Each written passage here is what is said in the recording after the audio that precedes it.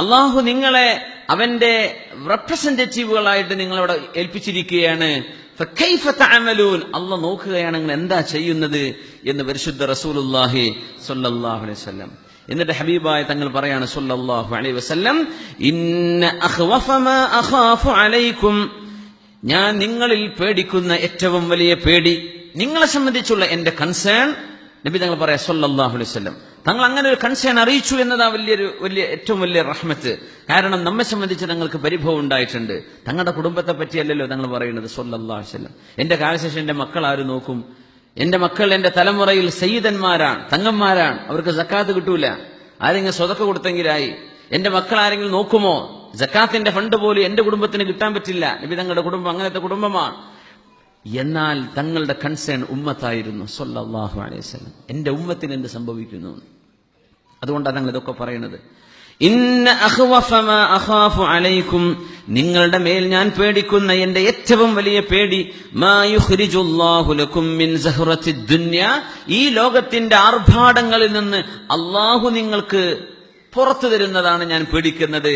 അള്ളാഹു നിങ്ങൾക്ക് പുറപ്പെടുവിച്ചു തരും ഈ ലോകത്തിന്റെ ആർഭാടങ്ങൾ, ഞാൻ അത് നിങ്ങളിൽ പേടിക്കുന്നു എന്ന് പരിശുദ്ധ റസൂലുള്ളാഹി സ്വല്ലല്ലാഹു അലൈഹി വസല്ലം. സഹറത്തു ദുനിയ എന്ന് പറഞ്ഞാൽ ഈ ലോകത്തിന്റെ ഫ്ലവർ എന്നാണ്. അതിന്റെ വാക്കർത്ഥം സഹറ എന്ന് പറഞ്ഞാൽ പുഷ്പം എന്നർത്ഥമുണ്ട്.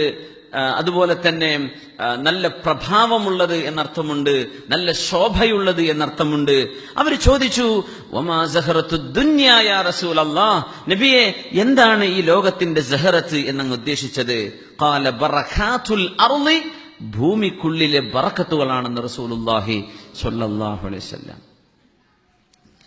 ഇതിങ്ങനെ അറബ് നാട്ടിലേക്ക് ആലോചിച്ചു നോക്കിയാൽ വളരെ വലിയ അത്ഭുതമല്ലേ?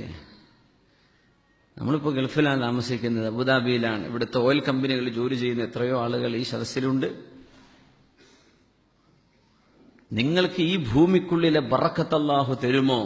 അങ്ങനെ തന്നാൽ നിങ്ങൾ അള്ളാഹുവിനെ മറക്കുമോ എന്നാണ് എന്റെ പേടി എന്ന് പരിശുദ്ധ റസൂലുള്ളാഹി സ്വല്ലല്ലാഹു അലൈഹി വസല്ലം. ഓയിൽ കമ്പനികൾ ഡ്രിൽ ചെയ്തെടുക്കുകയാണ്. ആയിരക്കണക്കിന് മീറ്റർ താഴെ പോകുന്നതുണ്ട്, അതിലും മീറ്റർ കുറഞ്ഞതുണ്ട്, കൂടിയതുണ്ട്. എന്താണ് ഈ കിടക്കുന്ന സാധനം?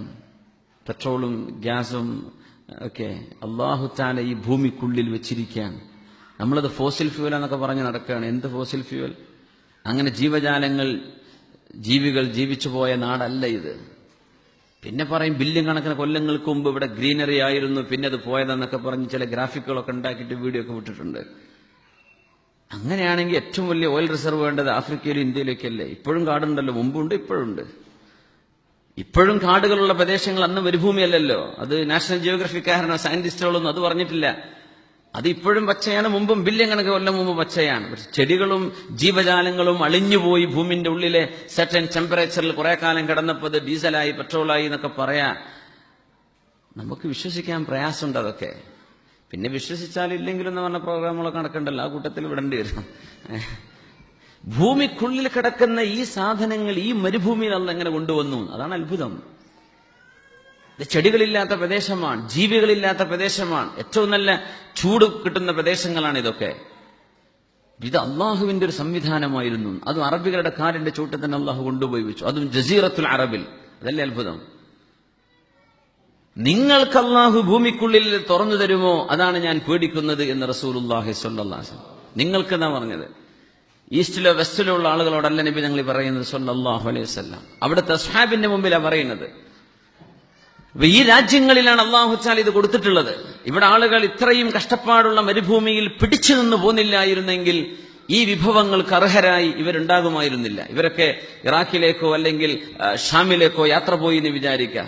ഇവിടെ ഒരു ഫ്രഷ് വാട്ടർ പോലും അവൈലബിൾ അല്ലാത്ത പ്രദേശങ്ങളാണ് ഇതൊക്കെ.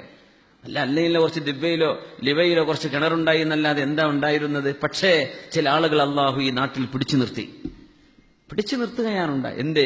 പിന്നീട് വരുന്ന വിഭവങ്ങൾക്ക് അവർ അവകാശികളാവാൻ. അത് മറ്റാരും കൊണ്ടുപോകണ്ട, നിങ്ങൾക്ക് തന്നെ.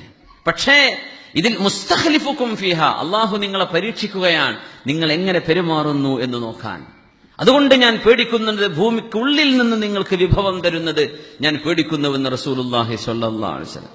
എന്ന് പറഞ്ഞാൽ ഇത് ബറക്കത്താണ്. അള്ളാഹുവിനെ ഇഷ്ടപ്പെട്ട് ജീവിച്ചാൽ, ശുക്ർ ചെയ്താൽ ഇത് ബറക്കത്താണ്. ഇതിൽ മതിമറന്ന് ആഹ്ലാദിച്ച് അള്ളാഹുവിന്റെ ദീനിനും അള്ളാഹുവിന്റെ നിയമങ്ങളും കാറ്റിൽ പറത്തി ജീവിച്ചാൽ ഇത് നിഖ്മത്താണ്, ശിക്ഷയാണ്. ഇതൊക്കെ വളരെ കാലങ്ങൾക്ക് മുമ്പ് പറഞ്ഞുപോയി റസൂലുള്ളാഹി സ്വല്ലല്ലാഹു അലൈഹി വസല്ലം. എന്റെ ഉമ്മത്തിനെ ഞാൻ പേടിക്കുന്ന ദാരിദ്ര്യമല്ല, ദാരിദ്ര്യം ഉണ്ടാവുമ്പോൾ അള്ളാഹുലേക്ക് കുറച്ച് കൂടുതൽ അടുക്കും, അത്രേ സംഭവിക്കുക. കുറച്ച് പ്രയാസമൊക്കെ വരുമ്പോഴേ നന്നായിട്ട് തഹജ്ജുദൊക്കെ നിസ്കരിക്കാത്തവനൊക്കെ എഴുന്നേറ്റ് അലാറം വെച്ച് എഴുന്നേൽക്കും. പ്രയാസം വന്നാൽ, കഷ്ടപ്പാട് വരുമ്പോൾ നമ്മൾ അള്ളാഹുലേക്ക് അടുക്കുന്നുണ്ട്. സുഖങ്ങൾ ഉണ്ടാകുമ്പോൾ നമ്മൾ അള്ളാഹുവിന് ഓട്ടോമാറ്റിക്കായി മറ്റ് വിഷയങ്ങൾ നമ്മൾ എൻഗേജ് ചെയ്യാൻ നമ്മൾ അകന്നു പോവാണ്.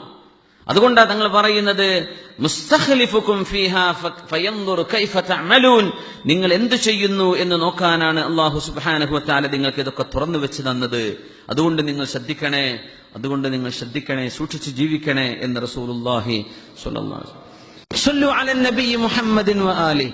اللهم صل على سيدنا محمد وعلى آل سيدنا محمد وبارك وسلم عليه.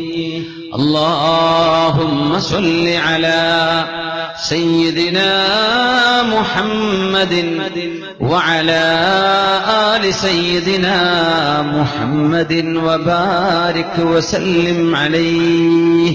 ഒരുപാട് സ്വലാത്ത് നമ്മുടെ ഹബീബിന്റെ ഹദറത്തിലേക്ക് എത്തും. അള്ളാഹു എത്തിച്ചു കൊടുക്കട്ടെ, അവിടുത്തെ അള്ളാഹു സന്തോഷിപ്പിക്കട്ടെ.